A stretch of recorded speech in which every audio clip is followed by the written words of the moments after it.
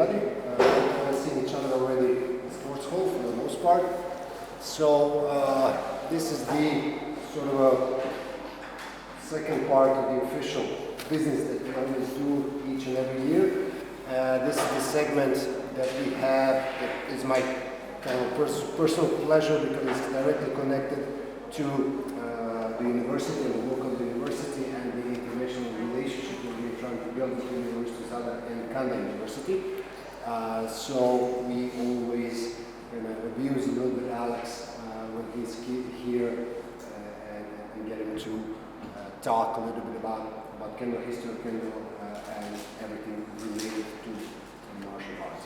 As I said, this is in part connected to the Gasshuku, of course, but it's also something that is concerned or directed more towards the development of this academic community that we're trying to do. You all know Alex, so there is no need for me to give you a curriculum vitae or anything like that. Enjoy your lecture and hopefully there will be some questions afterwards. Thank you. Thank you. Just let me get something. Okay, good.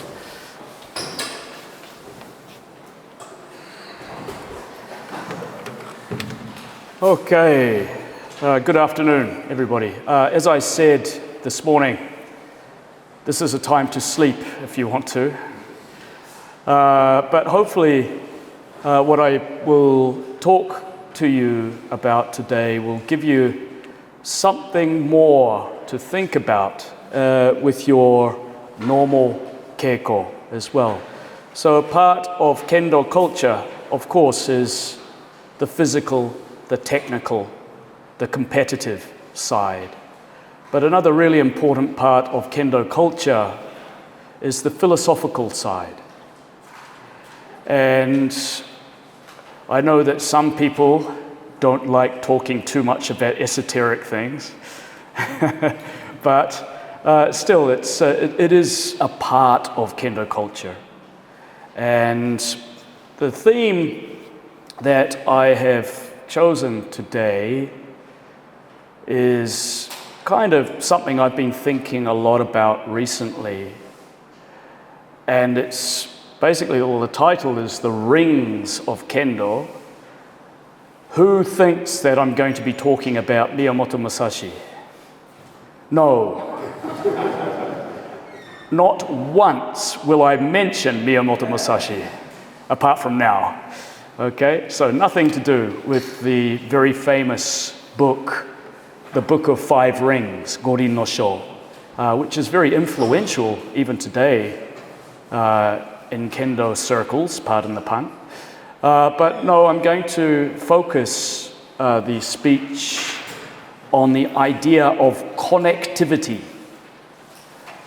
connectedness in Kendo, and how important that is. And I'm going to look at it from various different angles. And some of those angles are kind of, sorry, Goran, esoteric in a way. But again, I must emphasize to you that this is actually a part of Kendo culture. And what makes Kendo culture so fascinating. So let me jump straight into it. Does everybody have a print? Yeah. This is something that I have been working on for many years.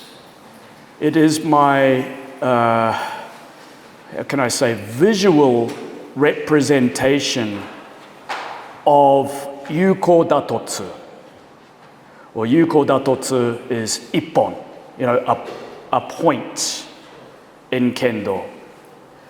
And it's just by pure natural evolution in a way when I was trying to work out what are the important components of a strike in Kendo, that when I started putting it together, you can see that it creates a circle.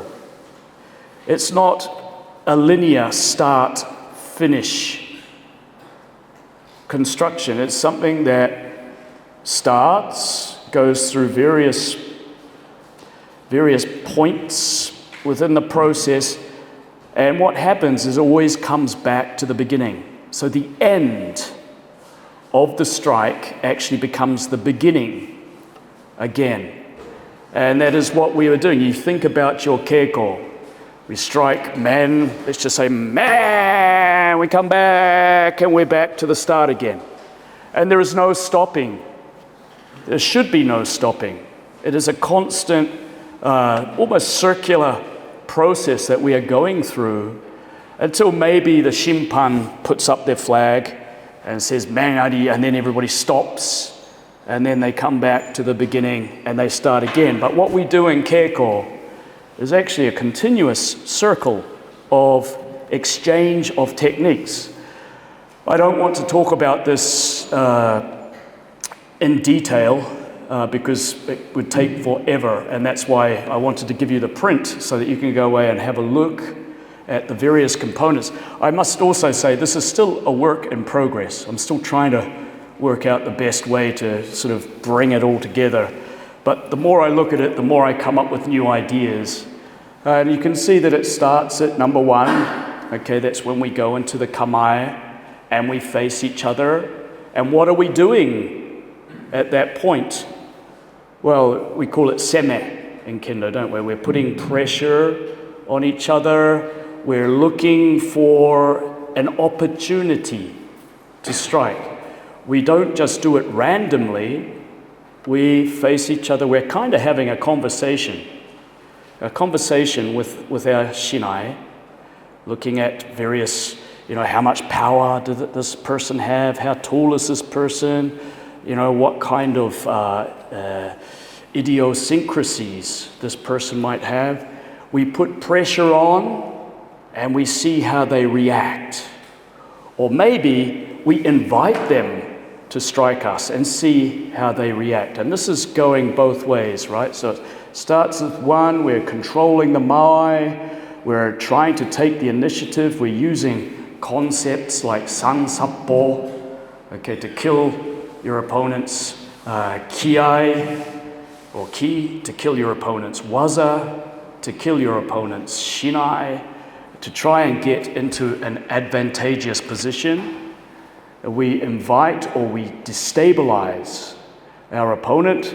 We destabilize them physically and also mentally. We try and invoke in them the kyoku gi waku, okay, or the kokoro no yamai, as they call it, the 4 weaknesses of the mind: surprise, fear, doubt, hesitation. And we take advantage of that situation.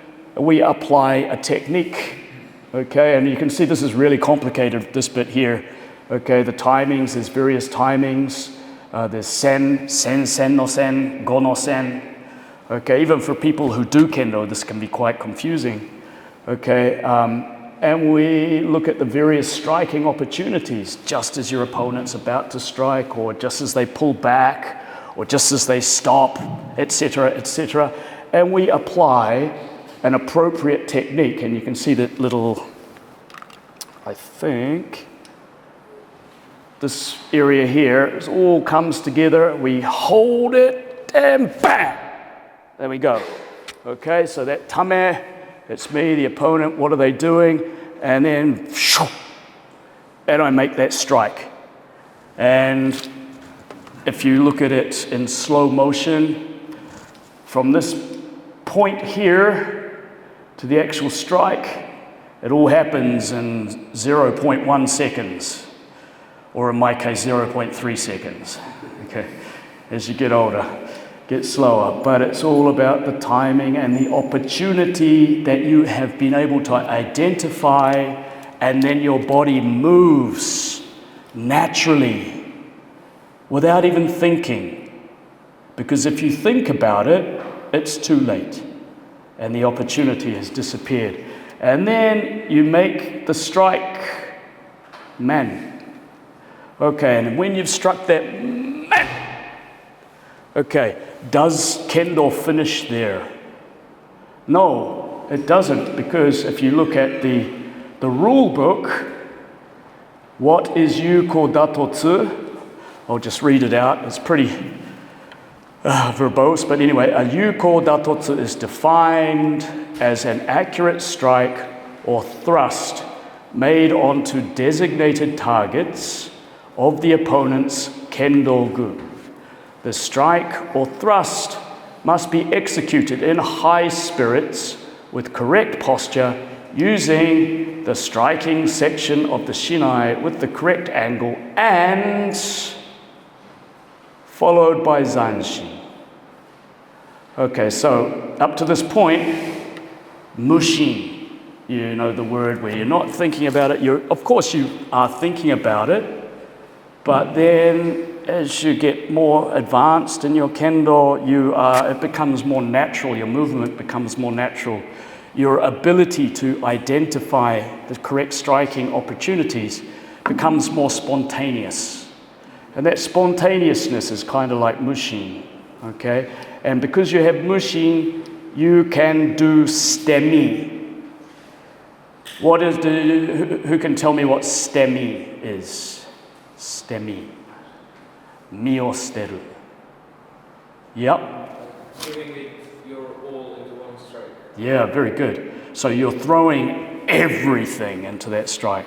You're not worried about the result or the consequences. Once you have decided to go, your whole body and your mind and your technique become one as you sacrifice yourself into that movement. So that is stemi. And that is this point here. Bang! And to strike at that point. And if you've struck with stemi, where you have put everything into it, what happens after that strike is naturally you follow through. And this follow through is called zanshin. Okay? So who can tell me, Luca? Who can tell me what does zanshin mean? I know like the definition, but it's a state of physical and mental alertness, like in order to, when you finish one strike, in order to be ready for the next one. Or maybe when we read the kanji, it means like the nokoru and shin to keep the heart in the game. Yep. To keep the spirit of this. That's right. So both of what you're saying is correct. It's keeping physically and mentally, psychologically alert even after you have hit the point, because you never know what's going to happen afterwards. And that is why zanshin is actually one of the important criteria, or part of the criteria, for yuko datotsu. So even after you've struck, and then you run through and back to the start. Okay, back up to one, and the whole process just happens again and again and again. So this is what a yuko datotsu is supposed to be, this is what we do when we practice our techniques against each other, like the jigeko that we were doing just before.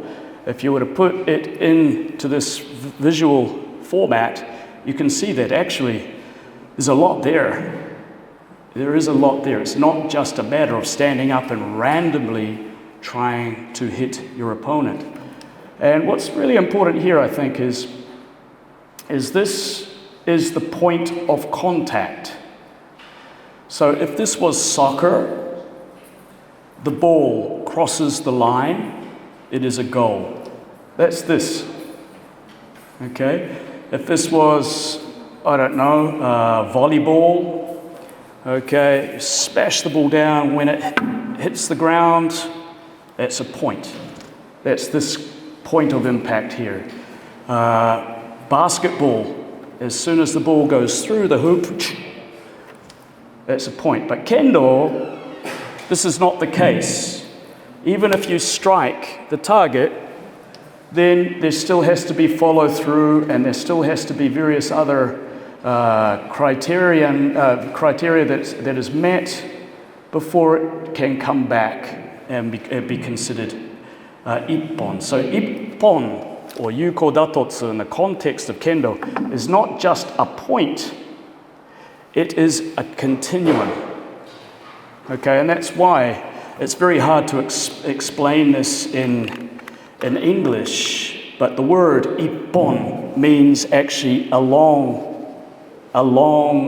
object. It's not a point, it's a long object. So that means that there is a process, and the process starts and finishes in the same place. So when you think of it like that, Kendo is not linear, it is very circular. So that is the first point that I want to, I hope that you can think about. I know it's very difficult to follow some of it, but what I mean by the ring, one of the rings of Kendo, the continuity and the connectedness of it.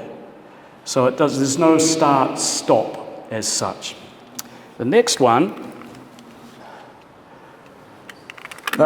this is where, sorry Goran, this is where it gets really esoteric.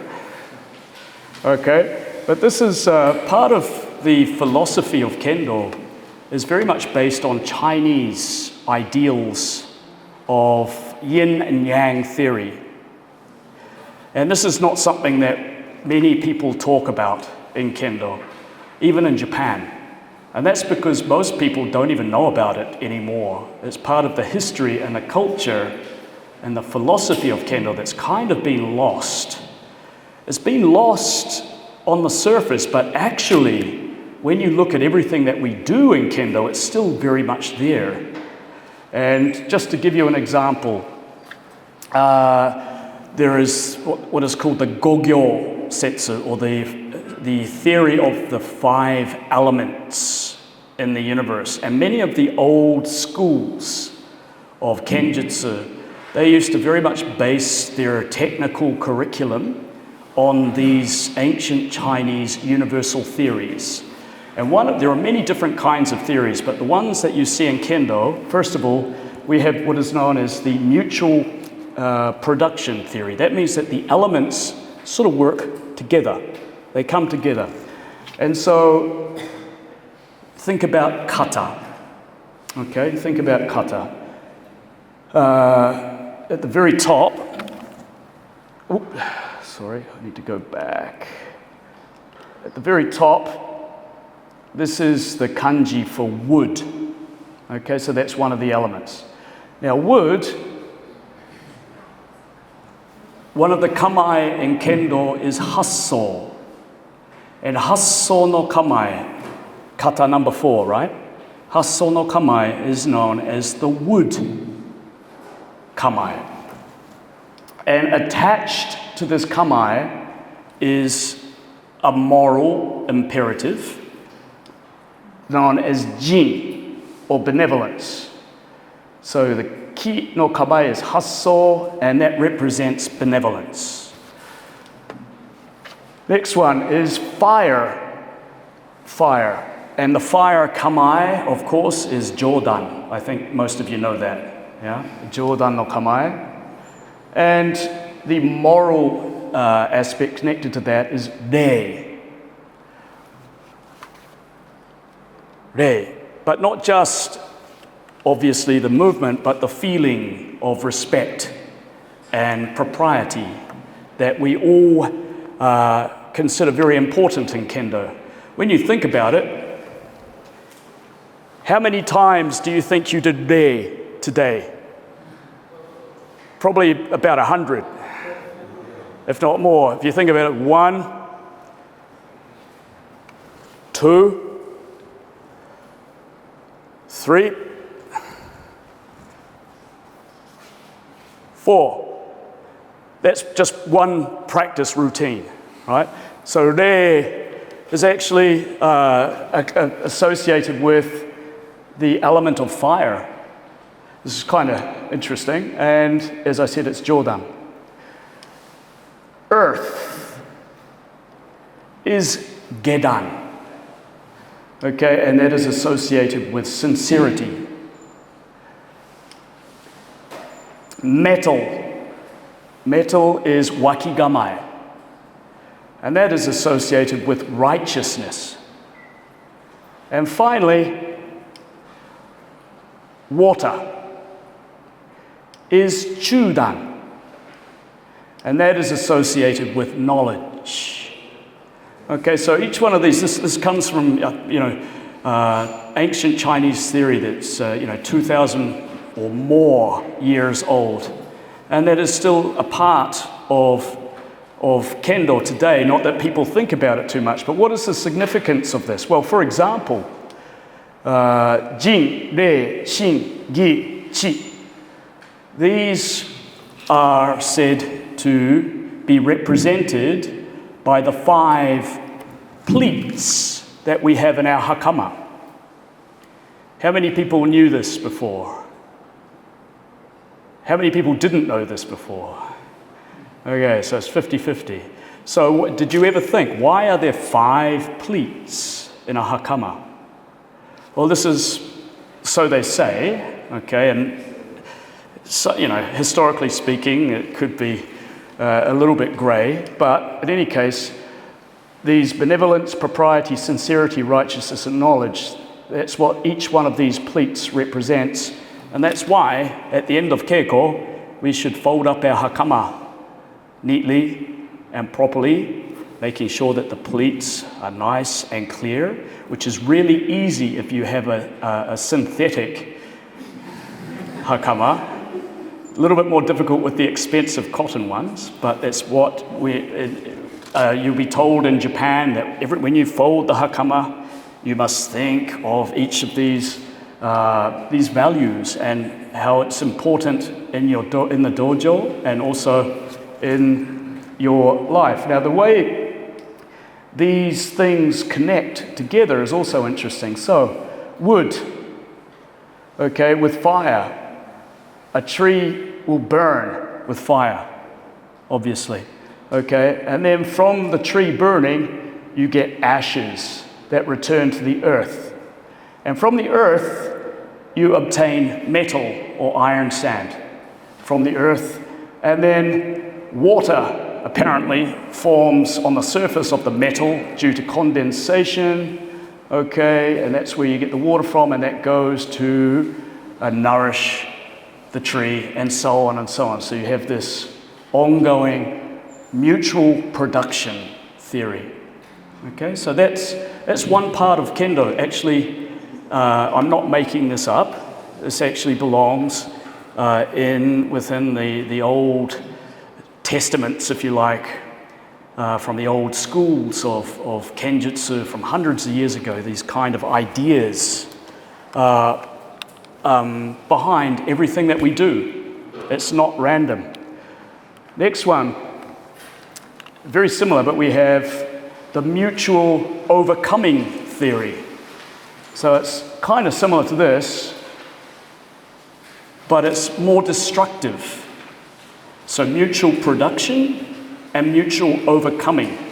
And so this also is very much related to for example, the Kendo kata that we do, the Kendo kata.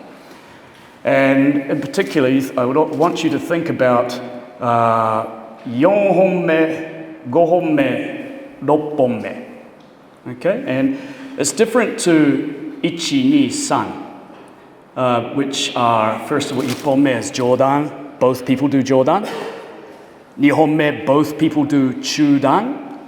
3本目, both people do gedan, and then both people come up to chudan, right? But when you look at 4本目, 5本目, 6本目, everybody's doing a different kamae. Okay? So 4本目, uchitachi does hasso, and against hasso, shidachi does wakigamae. So why do we do these two particular kamae? Well, this is related to the yin-yang yin mutual overcoming theory, and that we have exactly the same kamaes as we had before, but 4本目, in the case of 4本目, which is hasso versus wakigamae, hasso versus wakigamae, this one here. Well, hasso is wood, wakigamae is metal, think of an axe chopping down a tree. Metal is going to beat the wood, okay?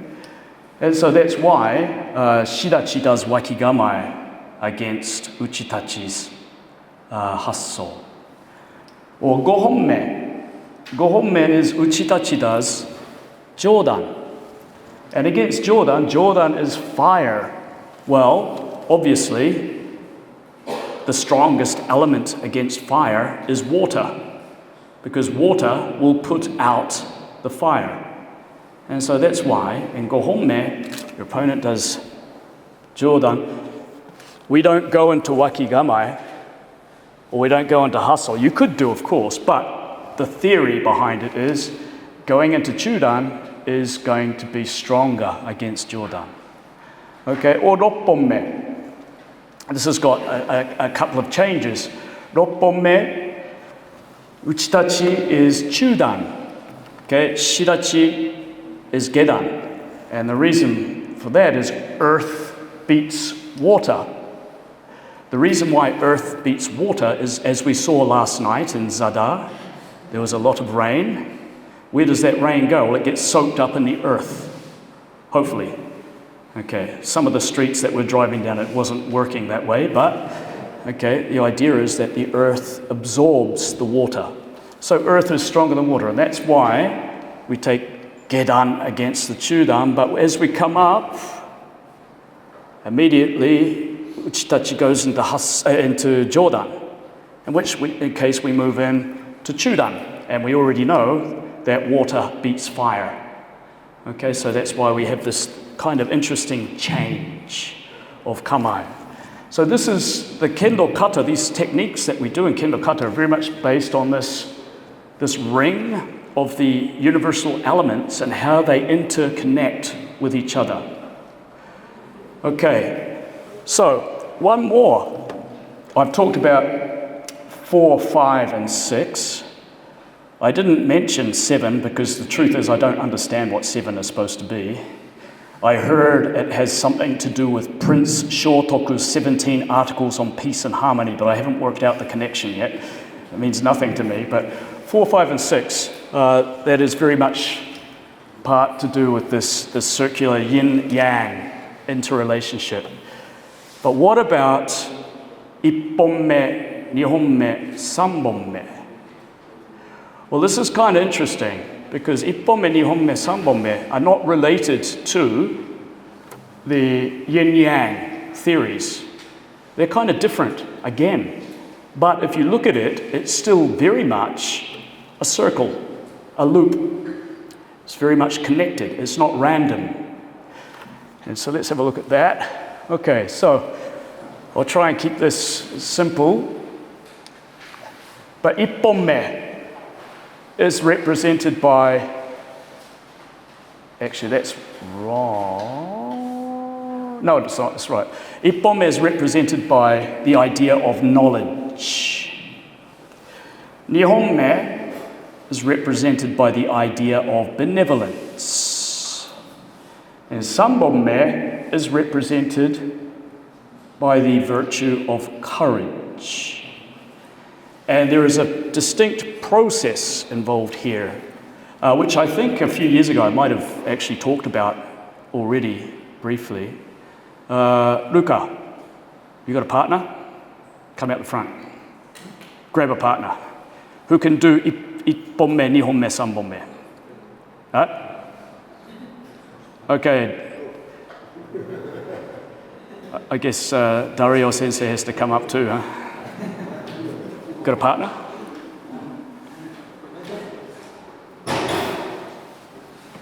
This is how I keep kids from falling asleep in my lectures in class.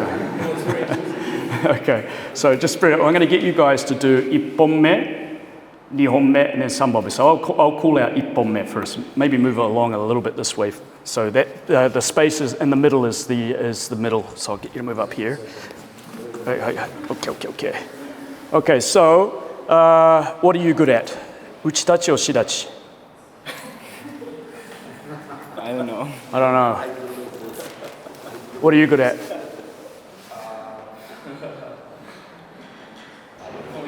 Okay, so let's go back a step. Do you guys actually know how to do the kata? Whew. Okay, you can. All right, all right, all right. So uchitachi, shidachi. Okay. Are you guys doing a grading on Sunday? Oh, okay. I was gonna. Right. Okay, so just from Chudan. Okay. Now start. So you go into Jordan. はい、1本目。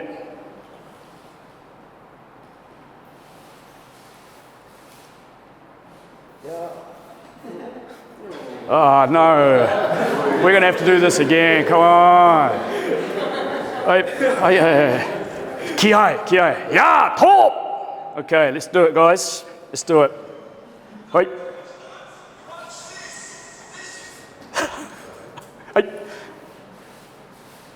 Yeah!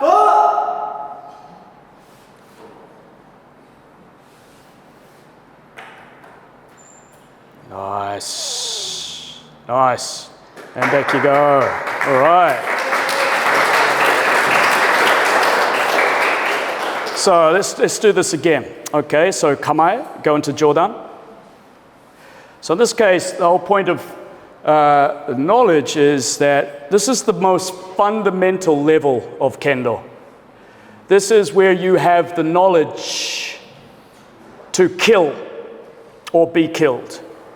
Because that is what we're doing with swords, right? We're not playing tiddlywinks, or we're not knitting jerseys. Okay, we're actually using swords. Okay, and here's the knowledge of how to use it, and you have the knowledge of how to use it. You also have your beliefs, and that is why you are going into battle. So, off you go. Hey. Yeah! Stop. Okay, so what's happened here is Shidachi or Uchitachi has tried to make a cut to the head, which obviously is going to be very fatal. Okay, but Shidachi has moved out the way and pa and returned it. Okay, in which case Uchitachi is metaphorically cleft in twain. He's in two pieces now. Okay, so this is very, very basic, isn't it? It's very definitive in a way. Okay, it's very black and white, clear who's the winner and who is the loser. And it is kind of almost an act of desperation. Pam, pam! I'm going to finish you off. And that is hopefully the end of the problem. Okay, but we finish off with the zanshin. Okay, zanshin. Hey, so. Okay, move again. I'm going to do it again. And back you go. Okay, so in terms of, again, the philosophy of Kendo, this movement is kind of referred to in Kendo philosophy as, so I made a mistake here. It's not satsu, it should be setsu. Setsunin-to. Setsunin-to means death-dealing blade, as we just saw. Uchitachi is dead. Okay, so this is Setsunin-to. And in order to do the Setsunin-to, you have to have the knowledge and the skill and the ability to be able to use your sword properly. This is the first stage of shugyo, of your practice in Kendo. And to, the kanji that is used for to, is this one here, katana. Okay? Now, if you look at the characteristic of the katana, it has one cutting edge. So that means that it's going one way and one way only. And that is against your opponent, against your enemy. Okay, so it's a very one-way street. And that is why it is called the death-dealing blade. This is stage one. Stage two. Hey, kamae te. Hey. Up!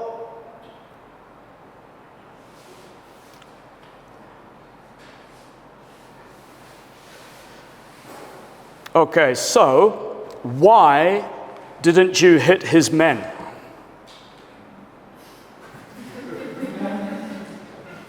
You did in the first one. Don't know. Okay, why do you think he didn't? Maybe to return with the same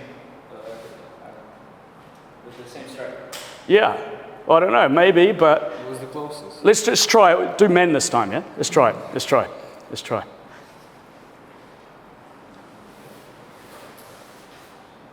Yeah. Okay, so if that happened, he's dead, right? So that makes it no different. Setsunin to for ipponme. But hopefully after ipponme, you have grown a little bit as a human being. Because you have the knowledge, you have the skill, you have the experience of kill or be killed. But instead, let's do it again, this time kote. Instead, hai, dozo. Bang! Instead, he hits the kote. So what happens when you get your arm cut off? The fight's over. The fight's over, but you need to get a tourniquet very quickly. Okay, but hopefully you're still alive, right? But you have had your combat capability taken away from you. Okay, so you still win. Okay, you still lose, but you can go away and practice one-arm Jordan or something like that from now on. Okay, so this is why stage 2 is represented by the moral imperative of jin, or benevolence, or compassion. Because you could have killed, but you decided at that moment not to. You decided to win and to control your opponent, but not kill them outright. Okay? So let's go and do sanbonme.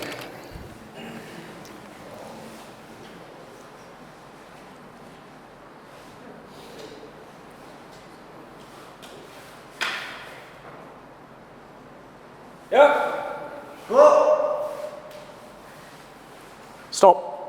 Okay, so at this point, where is the blade? Right there. Right there. And this is like pretty scary to have a katana in your face. Yeah, pretty scary. But what's interesting here is not at any point did the blade touch the body. Not at any point. So actually, sanbonme, there is nobody gets injured at all. But he's defeated. And he goes, holy crap. Okay, I get it. I'm in trouble. All right, let's just go home. Let's just go home and go back and have a beer in the outside the dojo. Okay? And so this is what is demonstrated here is he has completely the ability, if he wanted to finish this guy off, but he didn't. And this represents the idea of courage. So you've gone from the knowledge to do it, the benevolence to have, to be able to make a call where you can still win, but you don't have to smash him with a sledgehammer, okay? And then finally, it's like, well, I have the knowledge and I have the benevolence, but I also have the courage to take it as far as it needs to go without hurting, but you still get the message. And this is referred to as katsunin ken, which literally means the life-giving sword. Now you'll notice here that the sword, the kanji that is used, setsunin to is a katana, but katsunin ken, okay, it's different kanji, right? And this in Japanese is read as ken or tsurugi. And the kind of sword that a tsurugi is, or a ken is actually a double-edged blade. Okay, we all know that the shinai that we have is a single-edged blade, but philosophically, okay, it is treated as a double-edged blade. That's why we call it kendo and not todo. Okay, so what is the significance of a double-edged blade? What do you think? Why is that significant?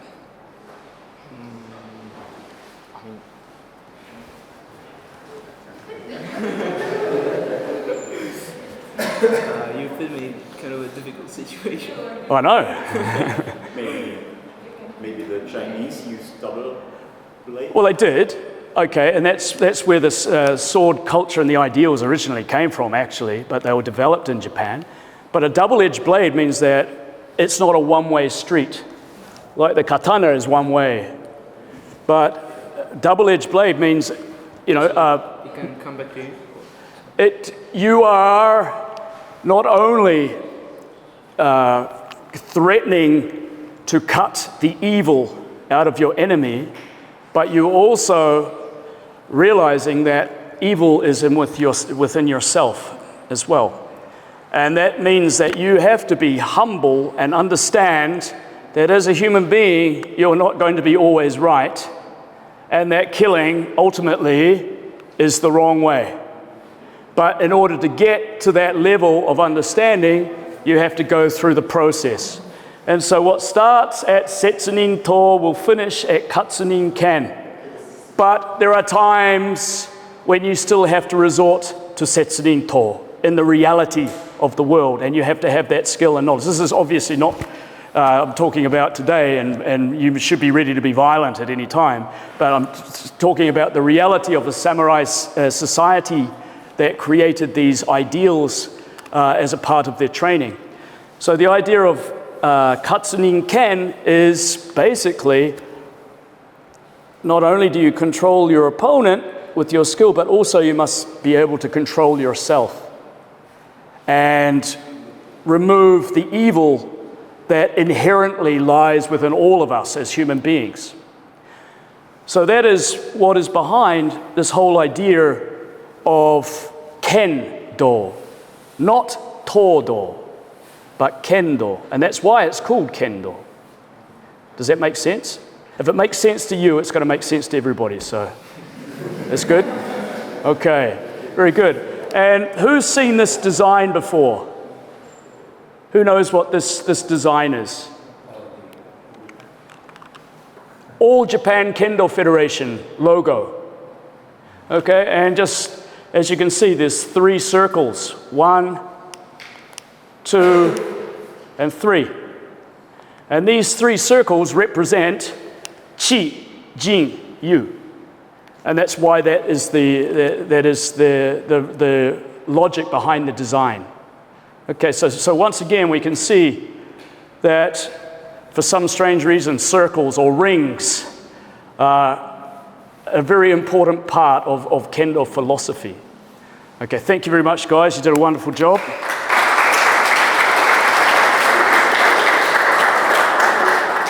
And finally, I want to draw your attention to a very important concept in Kendo that if you are in Japan, you will hear this all the time. En o kiranai. En o kiranai means don't break the connection. And so en, who has actually heard of the word en before in Kendo? Oh, did I just stand on something? Okay. I just broke the connection down here when I stepped on it. Okay, so if you live in Japan, you'll hear this word all the time in Kendo, and it's like en wo kiranai de, don't break the connection. So what do you think that's referring to, generally speaking? Okay, let me give you an example. Luca. So, I'm motodachi. Okay, I strike men. Men, pa. Ush. Hidari ashi.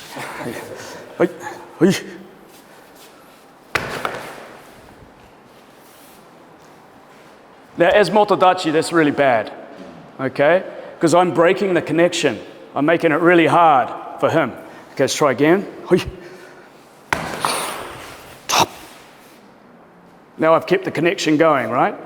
Okay, so that is motodachi 101. Basic thing for motodachi is to keep the connection going. Or just do kagari geiko against me.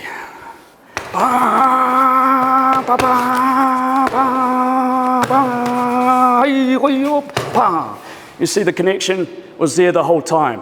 The worst kind of kagari geiko is that kind of, I'm not engaged at all, right? I'm not engaged. The whole thing is just me being a hit dummy, okay? But a proper motodachi is always engaged with the opponent, always in your face, always putting that focus, that attention on, so it's bringing everybody together. Be it kagari geiko, be it jigeko, be it meuchi, be it shiai as well. Always keeping that connection going is a really important part of Kendo. It helps us grow in Kendo. But in order to do this, we have to have, thank you, Luca. We have to have an understanding that this connection is really important. Now, the word en, this is how, the top left, or this one here is how you write it. That means it's translated as connection. It's translated as fate. It's translated as destiny. It's translated as relationship. It's also translated as interconnectedness. So it's kind of interesting, isn't it? This one word where we simply call it connection actually has a much broader, much more, much deeper inferences. So when in Japanese they say, "En wo kiranai," don't break the connection. We're actually talking about don't break this destiny or this interconnectedness, not just physically, but also psychologically as well. And so in this sense, as I hope you've seen with the very first diagram I showed you of Yuko Datotsu, Kendo is not a two-dimensional thing. It's very much a three-dimensional in terms of the technique, but also the philosophy that's behind it. And another kanji, actually, this is en, the relationship that I'm talking about, but this is another kanji which is pronounced as en. So exactly the same. And this en means circle. So again, this whole idea of the connection is also, by inference, very circular as well. And this also means money, Japanese yen as well, which, unfortunately I don't have much connection with, but metaphorically it relates to the idea of connecting or relationships between you and your partner to create a harmonious whole. So this whole idea, if I was to look at en in the context of Kendo culture, it can mean many different things. Not just that connection that I had with Luca just now, but many, many more things. For example, the teacher-student relationship. This is very much a kind of a destiny, an important relationship of interconnectedness, of trust that is built, that both people trust each other, they work off each other, trying to improve their technique and their understanding of Kendo. The whole idea of a dojo and the camaraderie, this is also a kind of en. The things that we are doing in Kendo is a very long history that's been passed on through the generations. So we have an en with our ancestors. Funnily, in our case, we're not even from Japan. Okay, we're from all over the place in Europe and New Zealand and various other countries. But through our doing Kendo, we actually, whether we're aware of it or not, we have an en with the culture and how it's been passed on through generations. There's the mental and the physical. There's the idea of respect and etiquette when we're bowing in Kendo or showing our respect to our opponent. As we all know, Kendo begins and ends with a bow. This is also en. Okay? And learning from each other. Even a nanadan learning from a nanakyu.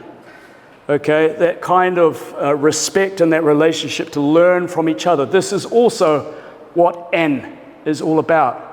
So this interconnectedness, where everybody is part of a whole, learning from each other through our keiko, through trying our best and working hard on the dojo floor.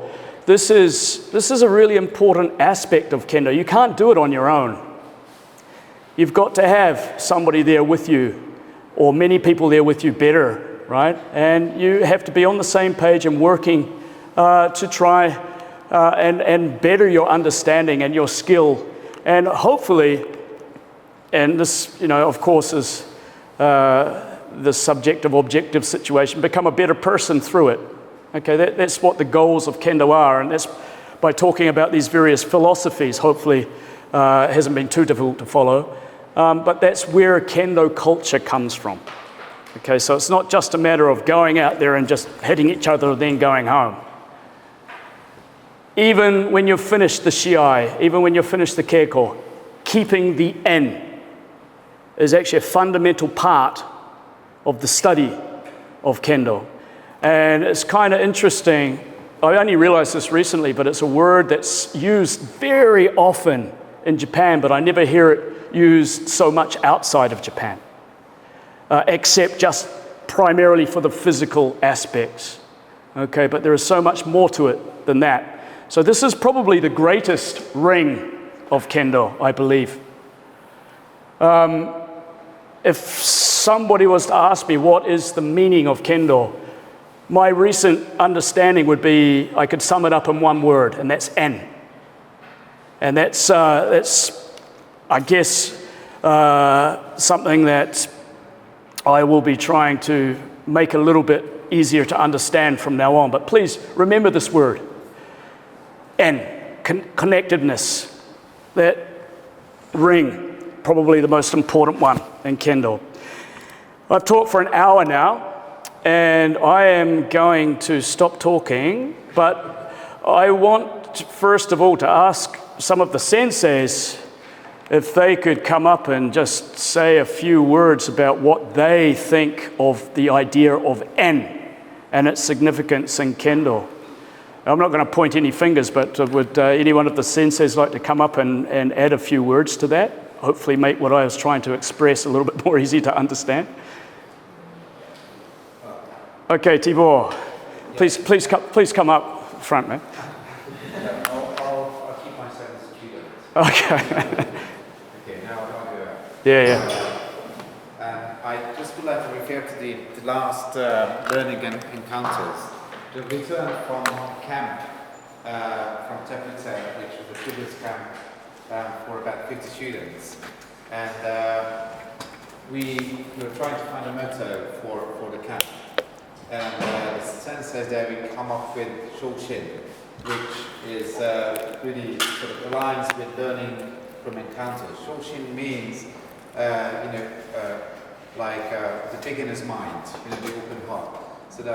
So basically, we were trying to give the students first-hand experience and to reinforce.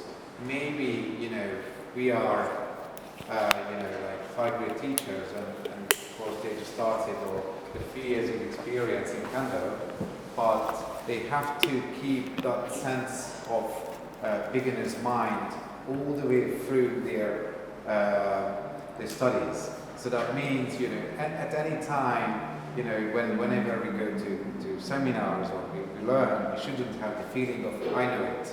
You don't have to tell me. I already learned it.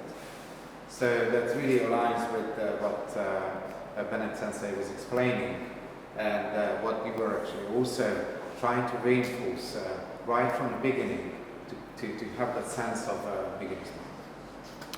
Thank you very much for that comment, Tibor Sensei. Indeed, the beginner's mind. It's funny, I don't know about you, Frei Sensei, but we're both trying for Hachidan, and what I find is I'm going completely back to the very basics of Kendo again.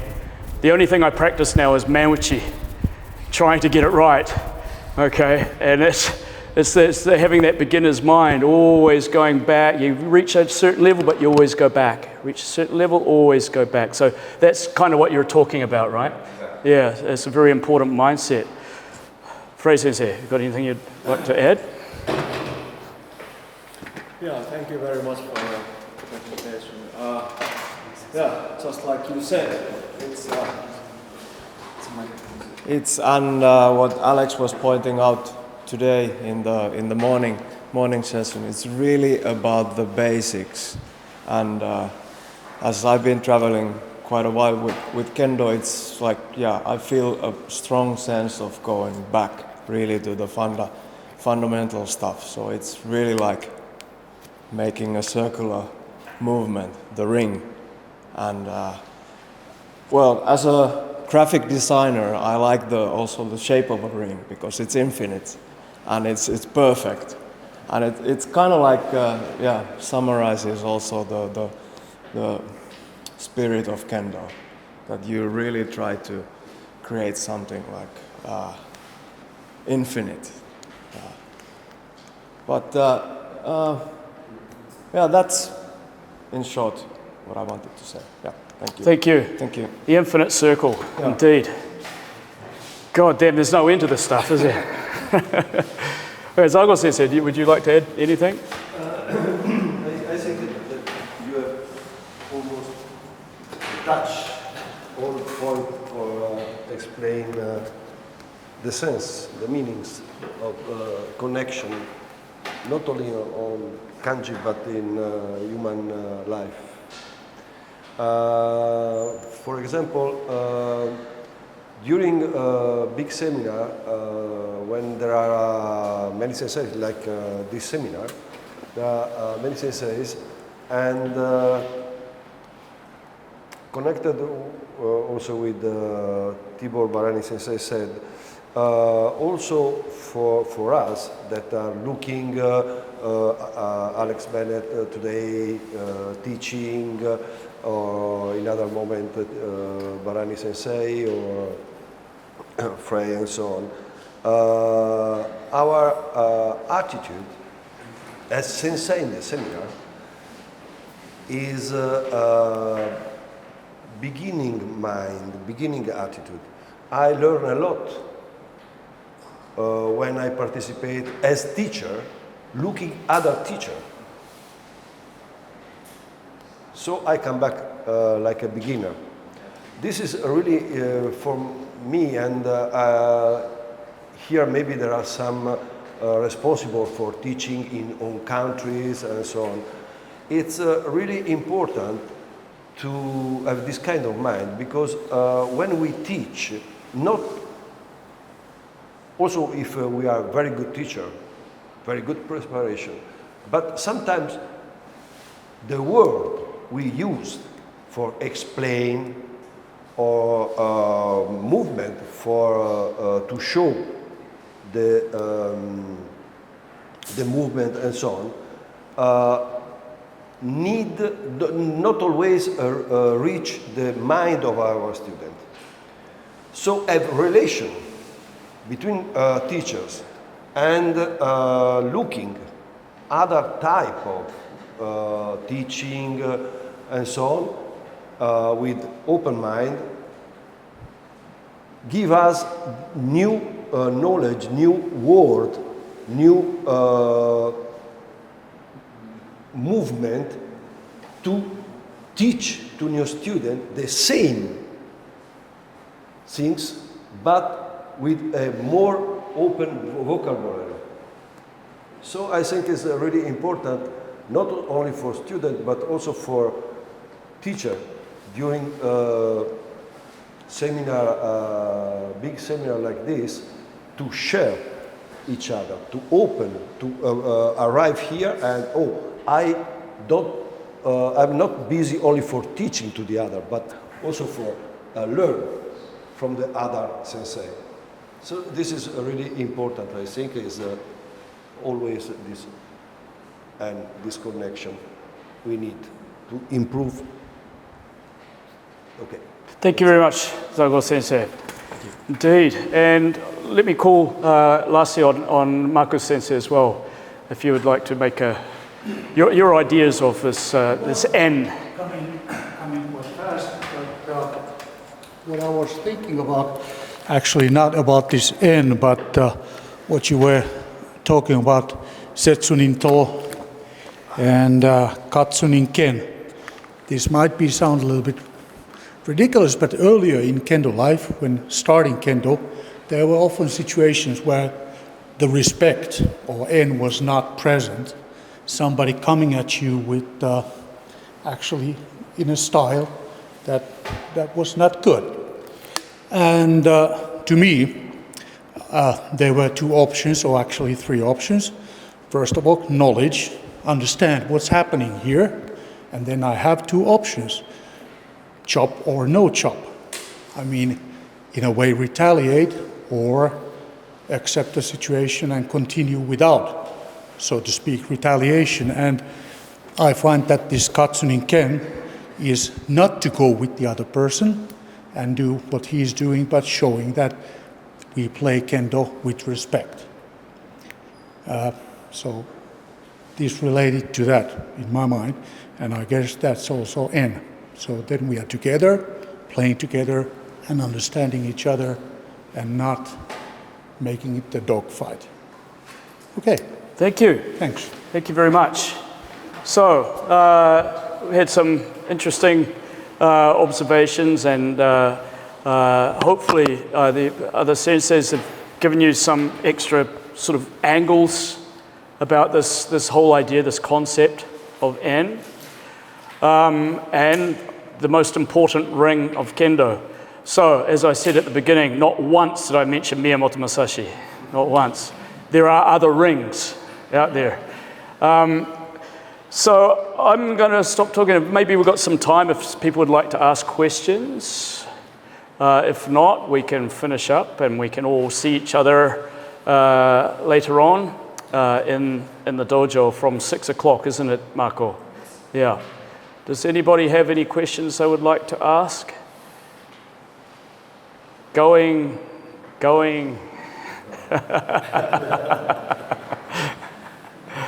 All good? Excellent. I like these kind of classes when there's no real questions. Thank you very much. Thank you. It's all right.